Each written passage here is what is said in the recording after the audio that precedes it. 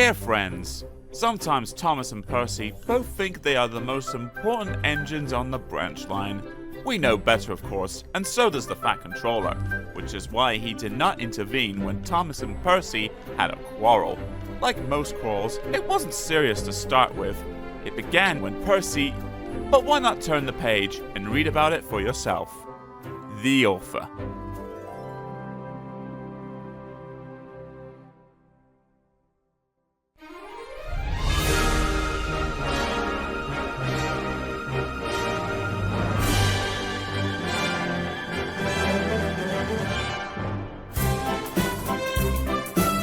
The Railway Series. Stories written by the Reverend Wilbert Awdry and his son Christopher Awdry.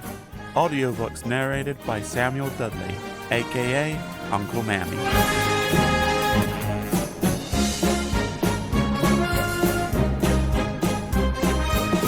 Book 30. More about Thomas the Tank Engine.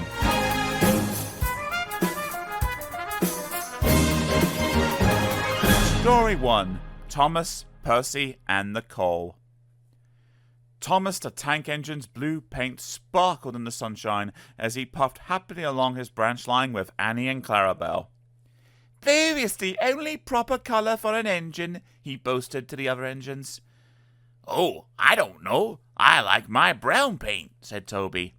"I've always been green. I wouldn't want to be any other colour either," added Percy. "Blue is the only colour for a really useful engine. Everybody knows that," spluttered Thomas. Percy said no more. He just grinned at Toby and winked. Each day, Percy brings a truck full of coal from the junction for the coal merchants at Farquhar. The next morning, Thomas was resting when Percy arrived. "Be careful in this siding, Percy," warned Thomas as Percy pushed the trucks along the line beside him. "Those buffers aren't very safe. He got no further. As one of the coal trucks passed Thomas, the catch on its door burst open. With a rumble and a crash, an avalanche of coal poured out and piled up around Thomas's wheels. A thick cloud of coal dust arose all around him. "Achoo!" spluttered Thomas. "Help! I'm choking! Get me out!" Percy looked worried. Then, as the dust settled, he looked at Thomas and began to laugh. Thomas's smart blue paint was black from his smoke box to his bunker. chuckled Percy. "You don't look really useful now. You should see yourself. You look really disgraceful." "I am not disgraceful," choked Thomas fiercely. "You did that on purpose, Percy. Now stop your stupid giggling and get me out." But it was some time before Percy could help. The coal bunker stood behind the buffers that Thomas had said were unsafe. It was only when the coal was shoveled into the bunker that Thomas could be moved. Poor Thomas was filthy. "You're not fit to be seen," grumbled the cleaners. It took so long to clean Thomas that he wasn't in time for his next train, and Toby had to take Annie and Clarabelle with Henrietta. The cleaners were tired and dirty when they had finished. Thomas was grumpy in the shed that night. Toby thought it a great joke, but Percy was annoyed with Thomas for thinking that he had made his paint black on purpose.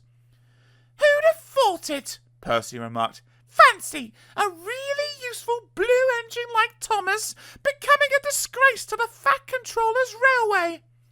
"You wait, Percy," replied Thomas crossly. "One day you'll laugh on the other side of your smoke box." "Pooh!" rejoined Percy. "I wouldn't have missed all that fun for anything." The feud worsened as time went on. Thomas thought Percy had coal dusted him deliberately, and Percy was cross with Thomas for thinking so. 2 days later, Thomas was at the platform when Percy brought his trucks from the junction. Percy arranged them and ran into a siding for a drink before Thomas's train left. The water column stood at the end of the siding with the faulty buffers. As Percy tried to stop, he heard a cracking sound, and to his horror found that he couldn't. The buffers didn't stop him either. "Ah!" wailed Percy. "Help!" The buffers broke, and Percy ran into the coal bunker with a thud. Coal flew everywhere, and when the dust had settled, Percy had disappeared beneath a thick black cloak. Thomas watched from the platform. As the crash died away, the signal arm dropped, and Thomas moved off, laughing as he went. Percy was furious, and he spent the rest of the day wondering how to pay Thomas back.